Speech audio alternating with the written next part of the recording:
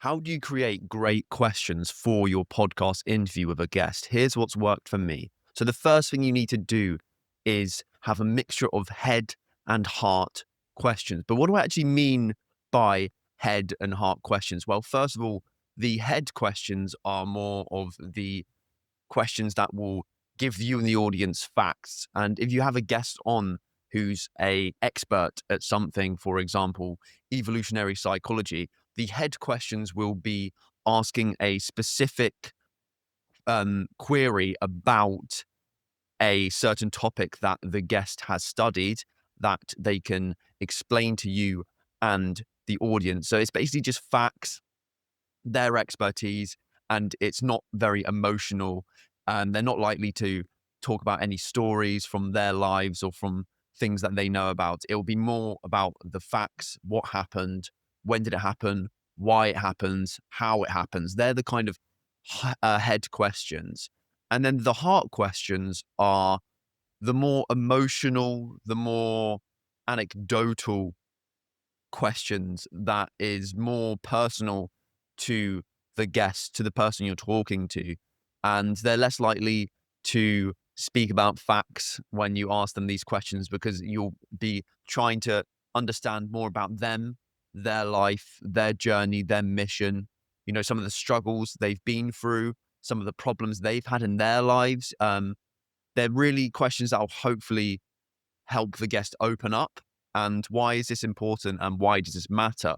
Well, if you just had the head questions where you're just asking them to regurgitate memorized facts, then you're not going to likely let the listeners experience the true extent of this guest's life, really, because the memorized facts is just one aspect of their life. You also have this emotional aspect of their life where they've been through certain hardships that the guests, that the viewers might have also been through as well. So if you just ask them facts, it'll be quite a boring interview. It'll be quite robotic. It'll basically be like a lecture that the audience is listening to. Whereas having a few heart questions where you try and open up the guest and ask them how they feel. So, how do you feel about this? When was the last time you cried? What is been the hardest point of your life and how did you break through that? What are some tips for that? These heart questions will give the audience more of a connection to the guest. And we have such a story bias, just naturally as humans, we've evolved to connect and memorize stories. Having the guest open up and tell stories about their life will make the interview 10 times more interesting for yourself and the guest and the audience. And the more interesting it is and the more connection the audience have with yourself and the guest, the longer they're going to listen to your show, which will increase your retention. And therefore, the algorithm will push it to more people. So that's why it's super important. And if you're new here, I'm Jacob Watson Howland. I'm an award-winning BBC featured photographer who started a podcast from their bedroom, and I've generated over 3 million views across all social media channels in 3 months. And using these tactics I'm going to show you throughout this video and other videos, I've been able to secure dream guests like SpaceX co-founder Jim Cantrell, wildlife filmmaker and Nat Geo presenter Bertie Gregory, as well as countless other National Geographic photographers, including Steve Winter, Tim Flack, best-selling authors as well, and leading neuroscientists and academics. I try and get outliers onto my show to give myself and you advice on how to improve our lives and understand the world better. So, in terms of questions, obviously, trying to get them to talk about their lives is important, but they might not feel comfortable doing so. So here are some tactics that I've used to help the guests open up and feel more comfortable doing so on the show. So first of all, in terms of the order of questions, it's best to start with a head question, a question about their expertise. So if they were an expert in the First World War, for example, which I've had a few guests come on to talk about with me, you would start with a question about their expertise in World War One. So if they were an expert in a particular battle, you would ask them about that battle. You wouldn't start the interview with, so what was the hardest moment in your life? And could you tell me more about um, a death in your family and how you responded to that? It could work if the guest is confident, but you want them to ease in to the show because they'll have nerves, they'll be a bit tight, their vocal cords wouldn't have warmed up yet. They'll be slightly on edge, and giving them an easier question that they can just regurgitate from their memory will help them ease into the show and therefore answer better questions and answer the heart questions better once you get to that point. So I wouldn't start with the emotional, vulnerable heart questions. I would start with a factual, expertise driven head question. And another good way to get them to open up a bit more on your show is to say something about your own life, your own vulnerabilities, before asking them specifically about theirs. So you could say, "Oh, I've always struggled with social anxiety as a teenager," and give them an example. So, for example, for me, is like after class and during break times and lunch times, I'd go to the toilet not to um, use the toilet. I'd actually go in there to decompress and cool off and try and get rid of this anxiety I had just from being in school and being around people. And then you'd say, do you have any tips for dealing with social anxiety? Are there any moments in your life where you felt anxious and how did you overcome that? Instead of just asking them, have you had anxiety? How do you deal with that? By being vulnerable first, it makes them more comfortable at being vulnerable back to you. It's almost that reciprocity, which is built in human nature. You've given them something by being vulnerable, and now they feel more obliged to give it back in return. And it feels like they're less on the spot when you say it first because you've already been vulnerable. You've already put a potentially embarrassing or sensitive topic out there to the guest. So they're going to feel more comfortable doing it back to you as a consequence. And it's always good to do a lot of preparation before your podcast to generate good questions. You don't want to go overkill. You still don't want to know everything about the guest. You don't want to spend, 12 hours a day all week before just religiously analyzing every part of the guest's life because it's going to be boring for you and you're going to know the answers to their questions. So there is almost a balance. I feel sensitive saying balance because not many things really are balanced, but there's a fine line between not doing enough prep and doing way too much prep.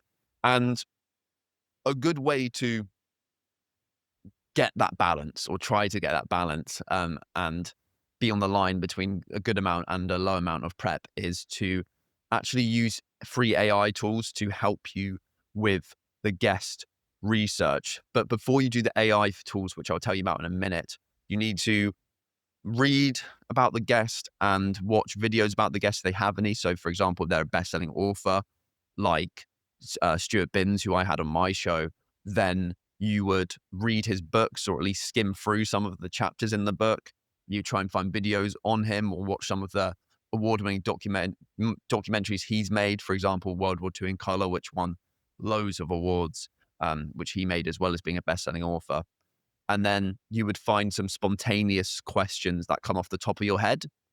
This is all before the AI research. So what you'll naturally find you end up doing is you're reading an article about them and then a question will pop up in your head and then you just write that down. You don't think about it. You don't, you know, critically assess whether it's a good question or not. You need to just turn your fucking brain off and write the question down because it's almost like a gut reaction question. It's called I call it a spontaneous question. And often the spontaneous questions are the best because it's just an instinctive question that your brain wants to ask the guest and you don't need to think it through too much. Then after you've finished doing the spontaneous questions, after you've maybe read a few chapters of their book, watched a few videos, then you go on to AI deep research task. And what this does is the whole point of it is to collect as much information about the guest as possible and then get AI to summarize it for you. Why does this matter? Well, it means you can save a lot of time. You could save hours because it trawls through everything about that guest on the World Wide Web and summarizes it for you.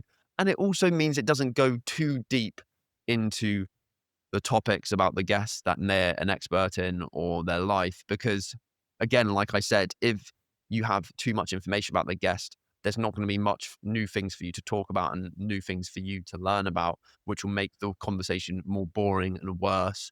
And that will be reflected through the audience listening back to it, because they can probably tell that you know the answers to the question and you're not actually that engaged, and you're not reacting surprised when they say something fascinating because you already knew that about them. So by getting AI to summarize everything for you, it will leave out a lot of deeper points about the guest, but it will give you enough information for you to ask the guest more about that topic. Do you see what I mean? So it will summarize a certain point, and then you can ask the guest more about that point without knowing the answer to it, because you've only got a 10% of the information about that part of their life or that topic.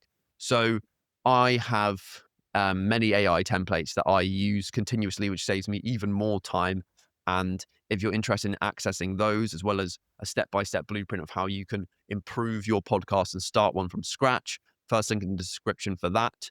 But what I would include in the AI template, if you don't want to access that community, and I totally recommend you to do so, because you can literally get live weekly calls with me, as well as the video course and the templates, where I can help you and give you personalized feedback on how to improve your show. But if you don't want to do that, then I would try and ask AI to include a biography about the guest, some key topics on their expertise, and things like that as well. And then try and go onto ChatGPT and use one of your free deep research tasks, because you get, I think, 4 a month. And then on Perplexity, you get 3 a day. And deep research is better because, again, it goes through loads of different sources. It can go through like 60 to 100 sources. Whereas on the normal non-deep research AI search, it's only like 10 sources. It'll still give you enough information to ask the guest, but it won't be as in-depth, and you might miss out on some cool topics to ask the guest. So what you do once you get the answer from the deep research is you'd read through it, and then again, you'd think of some spontaneous questions to ask from that reading. So you're still coming up with your own questions at this point, but you're using AI to get more information about the guest that you would have missed without it. So once you've done that as well, so you've collected quite a list of spontaneous questions, you're not going to use all of these, and you're not going to use them in the order you've done. But now, to get more questions and to get better questions, or to make your questions more simple and more summarized, is you'd plug that into AI, and you'd plug the guest information into AI again, and you would create a AI generated question list, which will have a lot of different head and heart questions. But this is the problem. You need to prompt the AI to ask a certain amount of questions and in a certain order. And again, I have a template that will run you through this, and all you have to do is put the guest's name and then press search, and then the question, and then it will do everything for you, because I've put in the hours of work to curate the perfect prompt for the specific task. Link in the description for that. But a few tips that you can do to improve the list generated by AI is to make sure the first question is attention grabbing. The reason for this is you want there to be a hook. You want something to hook the audience in. And if you start with a boring question, then a lot of people are going to click off. Most of the time, people give you 20 to 30 seconds, even in a podcast, even in a longer form piece of content. The audience is unforgiving. They will turn their brain off and go on to the next thing if they don't find it interesting. So you need to make sure the first question is the most attention grabbing, maybe even controversial, or just interesting. And then once you've come up with a question like that, or you've got AI to come up with a question like that, you will use that question as the title, not directly. So it won't match the hook question identically, but it will be directly related to the first question. Why is this important? Well, the thing is if you title your podcast something completely different to the first 30 seconds, the first question, then that's going to create a distrust in the audience. It's going to unconsciously upset them and make them disengaged because they click that title for that exact reason. So if they don't get that instant gratification from the first question, because the first question is completely different to what the title promised them, then they're going to be disengaged and they're going to click off. Because why would you name the title of your episode something that you talk about 2 hours in? Most people aren't going to listen for 2 hours. You need to make sure the title matches the first question. And then once you do that, the audience is going to trust you more and therefore want to stay on for the rest of the show. It's just simple, effective way to increase your attention on your show. And I have many examples of where this has worked. And the most effective way I've done this so far is with SpaceX co-founder Jim Cantrell. On that episode, the first question I asked him was, what was it like meeting Elon Musk? And then the second question was, what was the early days of SpaceX like? What did I title the podcast? SpaceX co-founder, meeting Elon Musk and the early days of SpaceX. This is my most popular video whilst I'm recording this so far. And it's probably because obviously, two really interesting topics, meeting Elon Musk and SpaceX, that obviously helps. And the big name guest helps drive more traffic in. But it's also because the title was exactly matched with the start of the podcast. So the audience trusted you. They got that dopamine from finding out more about what the title promised and therefore watched the rest of the video. And therefore, the algorithm pushed it to more people because the retention rate was higher. Super simple. So make sure when you're doing an AI question list that you ask it to make the first question super attention grabbing and give you some title examples which could help you match them two together. This should only take a few minutes, by the way. It will literally, you'll do this and then you'll press enter and then it'll come up with a great question list. And you want to also ask it the length of your conversation. So if you think it's going to be 90 minutes or 60 minutes, you need to tell AI that because it might give you too little or too many questions when you create the question list if you don't specify the timing. You also want to include the fact that you want a lot of head and heart questions. So some questions about facts and their expertise, but also questions about their life and hopefully open them up and be a bit more vulnerable and emotional. That's super effective. And again, if you want every single step and you want a perfect questionless structure, which goes through different arcs and helps increase your attention, that is available in my Pro Remote Podcast Blueprint as a template, which you can copy and paste into AI. First link in the description for that. But final few tips for asking AI to generate a question list is make sure you ask it to be engaging. Make sure you include some simple questions as well as some more deep questions. Also some questions that emphasize why this topic matters or why they matter as a person, because that will help increase your engagement and make the listeners more engaged, really. Because if you don't have questions like why does this matter, it's going to again decrease the retention because you might ask them a question and the audience might be thinking, okay, that's cool, but like, how does it benefit me? So including questions that say why it matters will make it more applicable to the audience listening, because then they can be like, oh, okay, this is why it matters. And therefore that's probably going to matter to me for that reason as well. So just including those key questions about why the topic they're talking about is important will help the audience apply it to their lives more. And if you say, why is this important, they're likely going to explain why it is applicable to everyone. Whereas if you didn't include that, they might just regurgitate some facts, some head answers, and not actually make it applicable to the viewer and the listener. So being even more specific, you could ask AI to make sure you include some questions that directly apply to the listeners and to the audience, because that will increase the chances of the guest applying their knowledge to the benefit of the viewer and will hopefully mean the viewer is more satisfied after listening to your podcast and will listen to more episodes in the future or some more episodes that you've already posted. That's what we want to get. We want to create questions that show the best of the guest, create a good vibe and a good conversation, but also create some emotional vulnerability because that will create a better connection between everyone listening and everyone involved.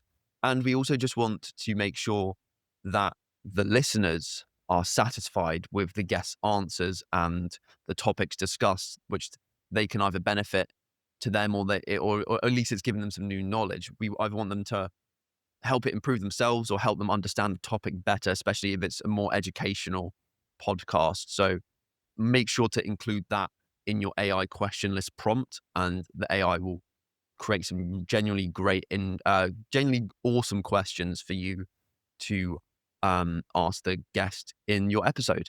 And in terms of like ethics, I can imagine a lot of people that aren't used to using AI being like, "Oh, this is unethical.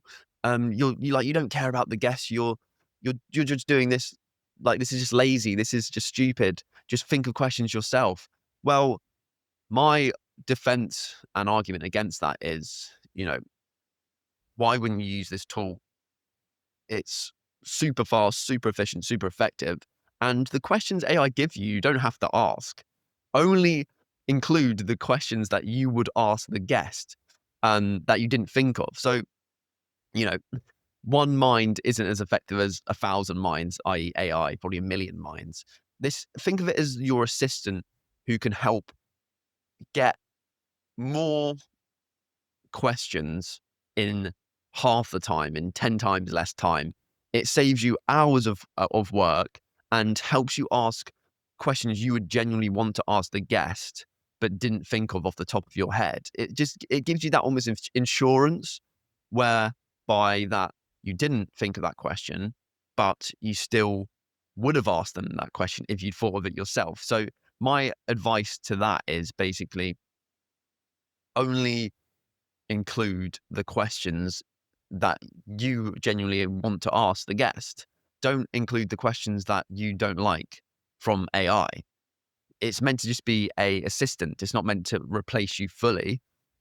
So when I go through the question lists from AI, sometimes there's a few questions that I'm like, I don't really care about that. But most of the time, about 70 to 80% of the questions AI gives are either questions I've already thought of spontaneously or are questions that I'd love to ask the guest but hadn't thought of myself.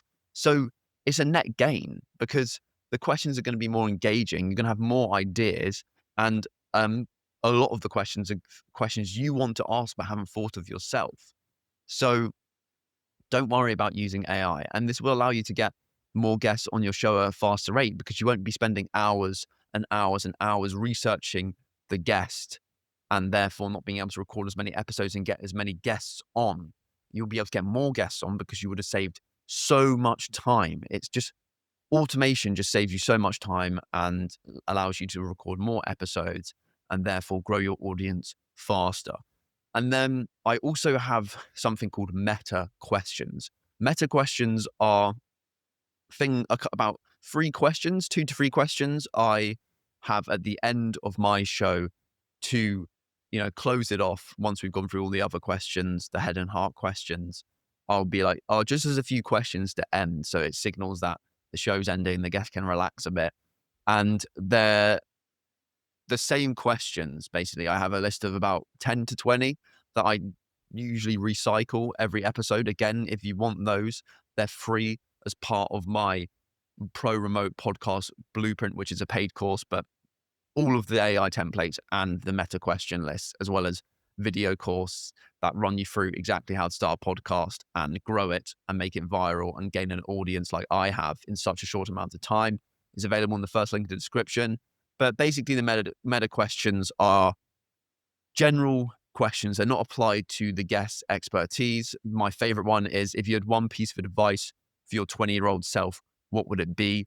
They're often, again, not related to what we've been talking about, but are aimed to extract some wisdom from the guest that myself and the audience can learn from. Another one is, what have you sacrificed to pursue your dreams? So they're more general, but maybe more philosophical, maybe more advice questions. Another one is, what 1 to 3 books have greatly influenced your life?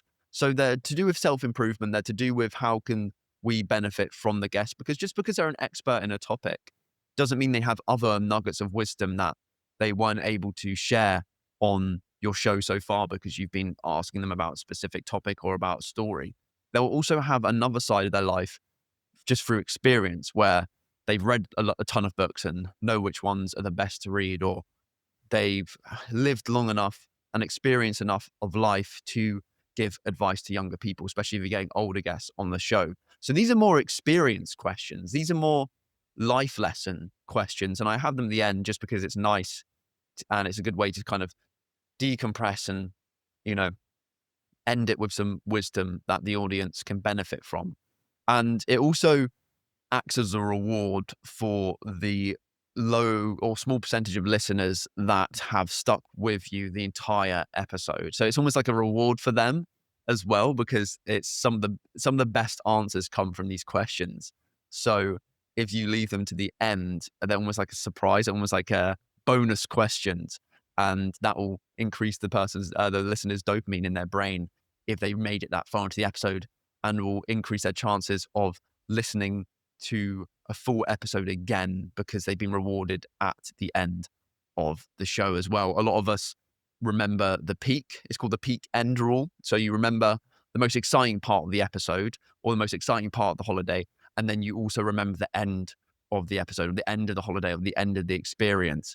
Often that's the only two things we remember. So by making sure the end of the show, the last final questions, the meta questions, are super good, will again increase the chances of them listening to a full episode again, because they were like, oh yeah, oh, Jacob's got a new episode out. Oh, I remember the last episode, the last few questions were awesome. So I'm going to listen to the full episode again, because hopefully there'll be awesome questions again at the end. And if you repeatedly use the same good few questions, that will guarantee the peak end rule being used for you and the guest being satisfied at the end of the show. And it also works because, ooh, the meta questions, even though it's the same questions most of the time, because every guest will have a different answer.